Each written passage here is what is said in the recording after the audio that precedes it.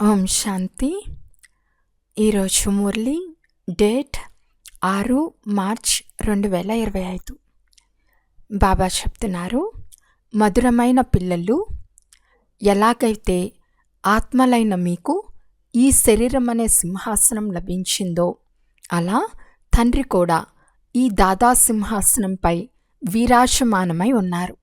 వారికి తమ సొంత సింహాసనం లేదు. ఈరోజు ప్రశ్న: ఏ పిల్లలకు మేము ఈశ్వర్య సంతానము అనే స్మృతి ఉంటుందో వారి గుర్తులు ఏవి? జవాబు: వారికి ఒక్క తండ్రిపైనే సత్యమైన ప్రేమ ఉంటుంది. ఈశ్వర్య సంతానం ఎప్పుడు కొట్లాడరు, జగడాలాడరు. వారికి ఎప్పుడు చెడు దృష్టి అనేది ఉండదు. ఎప్పుడైతే బ్రహ్మకుమార్ కుమారీలుగా అయ్యారో, అనగా సోదర సోదరీలుగా అయ్యారో, అప్పుడు చెడు దృష్టి కలగశాలదు. పాట: ఆకాశ సింహాసనాన్ని వదిలి. ఓం శాంతి.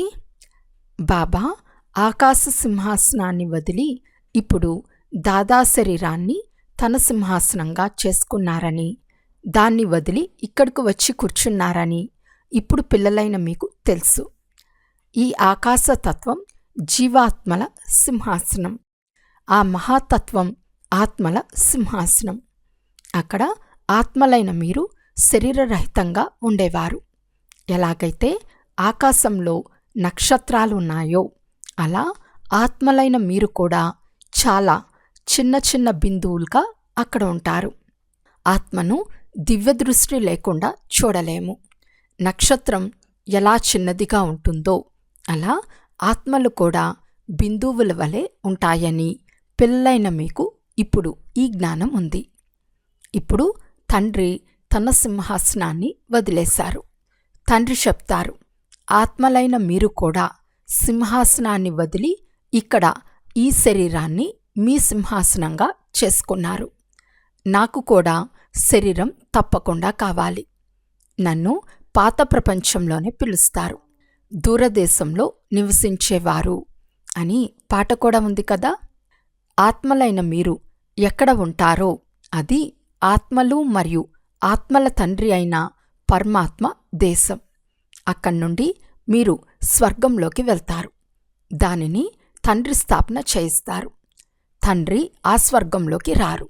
ఆయన శబ్దానికి అతీతంగా వానప్రస్థంలోకి వెళ్ళి ఉంటారు. స్వర్గంలో వారి అవసరం లేదు. వారు సుఖ దుఃఖాలకు అతీతమైన వారు కదా. మీరు సుఖంలోకి వస్తారు, దుఃఖంలోకి కూడా వస్తారు. బ్రహ్మ కుమారీ కుమారులైన మనము సోదరీ సోదరులమని ఇప్పుడు మీకు తెలుసు. పరస్పరంలో చెడు దృష్టితో కూడిన సంకల్పం కూడా రాకూడదు. ఇక్కడైతే మీరు తండ్రి సన్ముఖంలో కూర్చుని ఉన్నారు. పరస్పరము సోదరీ సోదరులు. పవిత్రంగా ఉండేందుకు యుక్తి ఎలా ఉందో చూడండి. ఈ విషయాలు ఏ శాస్త్రాల్లోనూ లేవు. అందరూ తండ్రి ఒక్కరే కాబట్టి అందరూ పిల్లలే కదా. పిల్లలు పరస్పరం తిట్టుకోవటం, కొట్లాడుకోవటం చేయరాదు. ఈ సమయంలో మనం ఈశ్వర్య సంతానమని, మొదట అసురీ సంతానంగా ఉండేవారమని మీకు తెలుసు. ఇప్పుడు సంగం యుగంలో మళ్ళీ ఈశ్వర్య సంతానంగా అయ్యాము. తర్వాత సత్యుగంలో మళ్ళీ దైవీ సంతానంగా అవుతాము. ఈ చక్రం గురించి పిల్లలకు తెలిసింది. మీరు బ్రహ్మ కుమార్ కుమారీలు కనుక మీకు ఎప్పుడూ చెడు దృష్టి కలగదు. సత్యుగంలో చెడు దృష్టి ఉండదు. రావణ రాజ్యంలో చెడు దృష్టి ఉంటుంది. పిల్లలైన మీకు ఒక్క తండ్రి స్మృతి తప్ప వేరెవ్వరి స్మృతి ఉండరాదు. అందరికంటే ఒక్క తండ్రిపైనే ఎక్కువ ప్రీతి ఉండాలి. నాకు ఒక్క శివబాబా తప్ప వేరెవ్వరూ లేరు. తండ్రి చెప్తున్నారు, పిల్లలు ఇప్పుడు మీరు శివాలయానికి వెళ్ళాలి. శివబాబా స్వర్గస్థాపన చేస్తున్నారు. అర్ధకల్పం రావణుని రాజ్యం నడిచింది. దాని ద్వారా దుర్గతి పొందారు. రావణుడు అనగా ఎవరు? రావణుణ్ణి ఎందుకు తగలబెడతారో కూడా ఎవరికీ తెలియదు. శివబాబాను గురించి కూడా ఎవరికీ తెలియదు. ఎలాగైతే దేవీలను అలంకరించి పూజించి నీటిలో ముంచేస్తారో అలా శివబాబాది కూడా మట్టి లింగాన్ని తయారు చేసి పూషులు మొదలైనవి చేసి తర్వాత మట్టిని మట్టిలో కలిపేస్తారు. అలాగే రావణుని బొమ్మను కూడా తయారు చేసి తగలపెడతారు. ఏమీ అర్థం చేసుకోరు. ఇప్పుడిది రావణరాజ్యం. రామరాజ్యం స్థాపనవ్వాలని కూడా అంటారు. గాంధీ కూడా రామరాజ్యాన్ని కోరేవారు. అనగా దీని అర్థం ఇది రావణరాజ్యం కదా. ఏ పిల్లలైతే ఈ రావణరాజ్యంలో కామచితిపై కూర్చుని కాలిపోయారో తండ్రి వచ్చి వారిపై జ్ఞానవర్షాన్ని కురిపిస్తారు. ఎండిపోయిన భూమిపై వర్షం కురిసినప్పుడు గడ్డి మొలుస్తుంది కదా, అలా మీపై కూడా జ్ఞానవర్షం కురవని కారణంగా ఎంతో నిరుపేదలైపోయారు. ఇప్పుడు మళ్ళీ జ్ఞానవర్షం కురుస్తుంది. దీని ద్వారా మీరు విశ్వాధికారులుగా అవుతారు. పిల్లలైన మీరు గృహస్థ వ్యవహారంలో ఉంటారు. కానీ లోపల చాలా ఖుషి ఉండాలి. ఎవరైనా పేద పిల్లలు చదివి బ్యారిస్టర్ మొదలైన వారిగా అయితే వారు కూడా పెద్ద పెద్ద వారి చేతిలో కూర్చుంటారు, తింటారు, త్రాగుతారు. బోయ స్త్రీ విషయం కూడా శాస్త్రాల్లో అయితే ఉంది కదా. ఎవరైతే అందరికంటే ఎక్కువ భక్తి చేశారో వారే వచ్చి అందరికంటే ఎక్కువ జ్ఞానం తీసుకుంటారని పిల్లలైన మీకు తెలుసు. ప్రారంభం నుండి అందరికంటే ఎక్కువగా భక్తిని మనమే చేశాము. మళ్ళీ మొట్టమొదట మనల్నే బాబా స్వర్గంలోకి పంపిస్తారు. ఇది జ్ఞానయుక్తమైన యథార్థమైన మాట. మనమే పూచులుగా ఉండేవారము, మళ్ళీ పూచారులుగా అవుతాము. క్రిందకు దిగుతూ వెళ్తాము. పిల్లలకు పూర్తి జ్ఞానమంతా అర్థం చేయించబడుతుంది. ఈ సమయంలో మొత్తం ప్రపంచంలోని వారంతా నాస్తికులుగా ఉన్నారు. తండ్రి అంటే ఎవరో తెలియదు, నేతి నేతి అని అంటారు. పోను పోను ఈ సన్యాసులు మొదలైన వారందరూ వచ్చి తప్పకుండా ఆస్తికులుగా అవుతారు. ఎవరో ఒక సన్యాసి ఇక్కడకు వచ్చినా వారిపై అందరూ విశ్వాసాన్ని ఉంచారు. వీరికి బీకేల జాదు తగిలింది అని అంటారు. వారి శిష్యులను గద్దెపై కూర్చోపెట్టి వారిని దించేస్తారు. అలా చాలామంది సన్యాసులు మీ వద్దకు వచ్చారు, మళ్ళీ అదృశ్యమైపోతారు. ఇది చాలా అద్భుతమైన డ్రామా. ఇప్పుడు పిల్లలైన మీకు ఆది నుండి అంతం వరకు అంతా తెలుసు.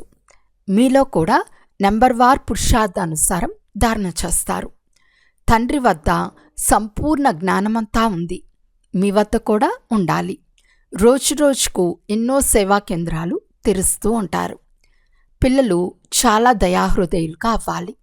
తండ్రి చెప్తారు, స్వయం మీపై కూడా దయాహృదయులుగా అవ్వండి, నిర్దయులుగా అవ్వకండి.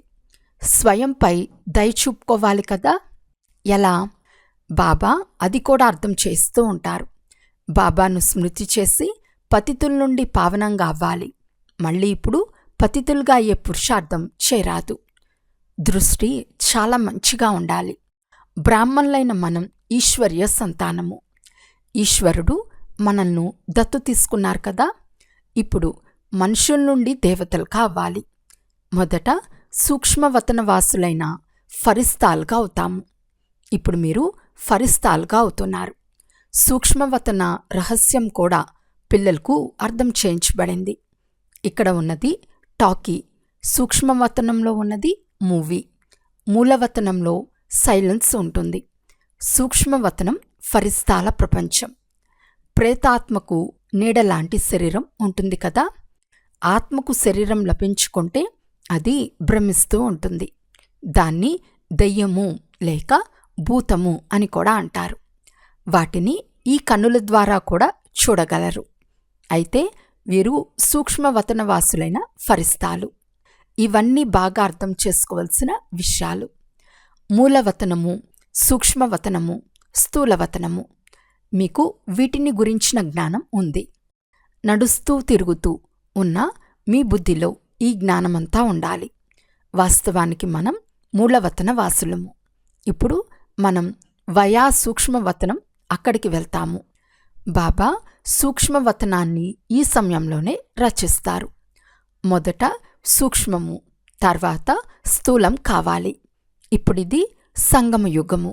దీనిని ఈశ్వర్య యుగము అని అంటారు. దానిని దైవీ యుగమని అంటారు. పిల్లలైన మీకు ఎంతో సంతోషముండాలి.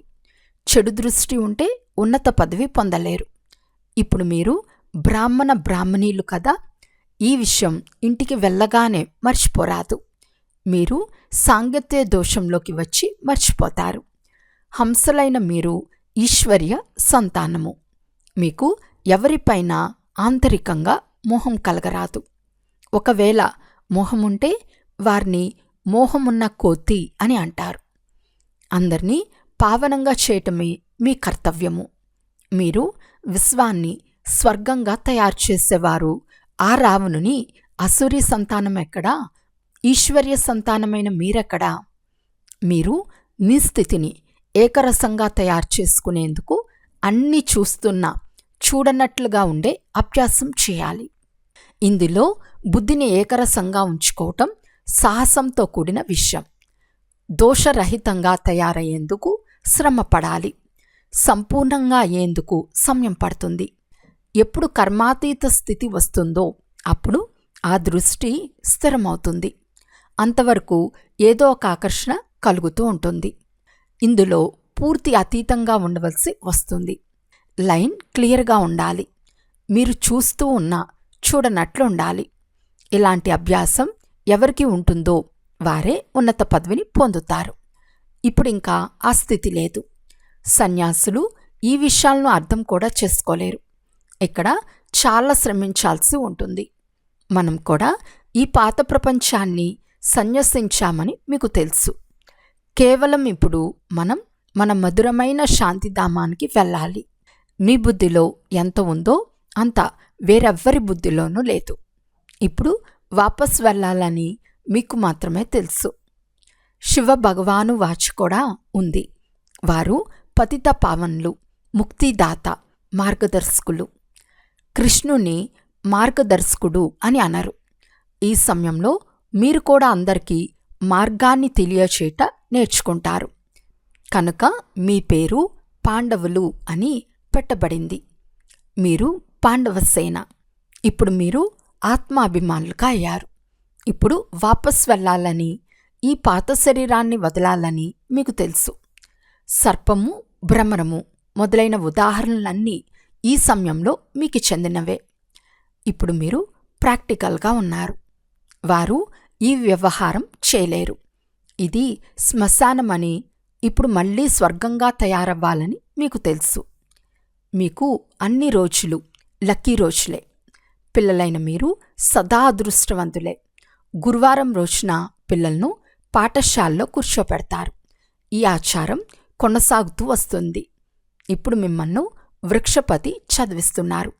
ఈ బృహస్పతి దశ మీపై జన్మాంతరాలు ఉంటుంది. ఇది బేహద్ దశ. భక్తి మార్గంలో హద్దులోని దశలు ఉంటాయి.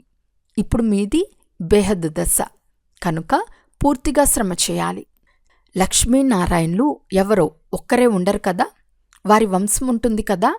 కనుక తప్పకుండా చాలామంది రాజ్యం చేస్తూ ఉంటారు. లక్ష్మీనారాయణుల సూర్యవంశ సామ్రాజ్యం నడుస్తుంది. ఈ విషయాలు కూడా మీ బుద్ధిలో ఉన్నాయి. అక్కడ రాజ్య తిలకం ఎలా ఇస్తారో పిల్లలైన మీకు సాక్షాత్కారం అయింది. సూర్యవంశీలు మళ్ళీ చంద్రవంశీలకు రాజ్యాన్ని ఎలా ఇస్తారో, తల్లిదండ్రులు పిల్లల కాళ్ళు కడిగి రాజ్య తిలకాన్ని ఇస్తారో, రాజ్యభాగ్యాన్ని ఇస్తారో, ఈ సాక్షాత్కారాలు మొదలైనవన్నీ డ్రామాలో నిర్ణయింపబడినవి. ఇందులో పిల్లలైన మీరు తికమక చెందవలసిన అవసరం లేదు. మీరు తండ్రిని స్మృతి చేయండి. స్వదర్శన చక్రధారులుగా అవ్వండి. ఇతరులను కూడా తయారు చేయండి. మీరు బ్రహ్మ ముఖవంశావళి స్వదర్శన చక్రధారులైన సత్యమైన బ్రాహ్మణులు. శాస్త్రాల్లో స్వదర్శన చక్రంతో ఎన్ని హింసలు చూపించారు. ఇప్పుడు తండ్రి పిల్లలైన మీకు సత్యమైన గీతను వినిపిస్తారు. దీన్ని కంఠస్థం చేయవలసి ఉంటుంది. ఎంత సులభం! మీ సంబంధం అంతా గీతతోనే ఉంది. గీతలో జ్ఞానమే కాక యోగం కూడా ఉంది. మీరు కూడా ఇలాగే రెండిటికి ఒకే పుస్తకం తయారు చేయాలి. యోగ పుస్తకం అనేది వేరుగా ఎందుకు తయారు చేయాలి? కానీ వర్తమాన సమయంలో యోగానికి చాలా పేరు ప్రఖ్యాతులు ఉన్నాయి. కనుక మనుషులు వచ్చి తెలుసుకోవాలని ఆ పేరును ఉంచుతారు. యోగం ఒక్క తండ్రితోనే జోడించాలని చివర్లో అర్థం చేసుకోగలరు. ఎవరు వింటారో వారు మళ్ళీ తమ తమ ధర్మాల్లోకి వెళ్ళి ఉన్నత పదవిని పొందుతారు. అచ్చా, మధురాతి మధురమైన అపురూపమైన పిల్లలకు మాతాపిత బాప్దాదాల ప్రియస్మృతులు మరియు గుడ్ మార్నింగ్. ఆత్మీక పిల్లలకు ఆత్మీక తండ్రి నమస్తే. ఆత్మీక తండ్రికి ఆత్మీక పిల్లల యొక్క ప్రియస్మృతులు మరియు నమస్తే నమస్తే నమస్తే. ధారణ కొరకు ముఖ్య సారము. ఫస్ట్ పాయింట్, మీపై మీరే దయ చూపుకోవాలి. మీ దృష్టిని చాలా మంచిగా పవిత్రంగా ఉంచుకోవాలి. ఈశ్వరుడు మనుషుల నుండి దేవతలుగా చేసేందుకు దత్తు తీసుకున్నారు కనుక పతితులుగా అయ్యే ఆలోచన కూడా ఎప్పుడు రాకూడదు. సెకండ్ పాయింట్, సంపూర్ణ కర్మాతీత స్థితిని ప్రాప్తి చేసుకునేందుకు సదా అతీతంగా ఉండే అభ్యాసం చేయాలి. ఈ ప్రపంచంలో అన్నీ చూస్తున్నా చూడనట్లు ఉండాలి. ఈ అభ్యాసం ద్వారా స్థితిని ఏకరసంగా తయారు చేసుకోవాలి. వరదానము: ప్రతి అడుగులో పదమాల సంపాదన జమ చేసుకుని సర్వ ఖజానాలతో సంపన్న లేక తృప్తాత్మా భవ. ఏ పిల్లలైతే ప్రతి అడుగు తండ్రి స్మృతిలో వేస్తారో వారు అడుగు అడుగులో పదమాల సంపాదన జమ చేసుకుంటారు. ఈ సంగం యుగంలో మాత్రమే పదమాల సంపాదన లభిస్తుంది. సంగం యుగం జమ చేసుకునే యుగము. ఇప్పుడు ఎంత జమ చేసుకోవాలని అనుకుంటారో అంత జమ చేసుకోవచ్చు. ఒక్క అడుగు కూడా అనగా ఒక్క సెకండు కూడా జమ లేకుండా వృధా అవ్వరాదు. బండారము సదా నిండుగా ఉండాలి. అప్రాప్తి వస్తువేది లేదు. ఇలాంటి సంస్కారం ఉండాలి. ఎప్పుడైతే ఇలాంటి తృప్త ఆత్మగా లేక సంపన్న ఆత్మగా అవుతారో అప్పుడు భవిష్యత్తులో తరగని ఖజానాలకు యజమానిగా అవుతారు. స్లోగన్: ఏ విషయంలోనైనా అప్సెట్ అయ్యేందుకు బదులు నాలెడ్జ్ఫుల్ యొక్క సీటుపై సెట్ అయి ఉండండి.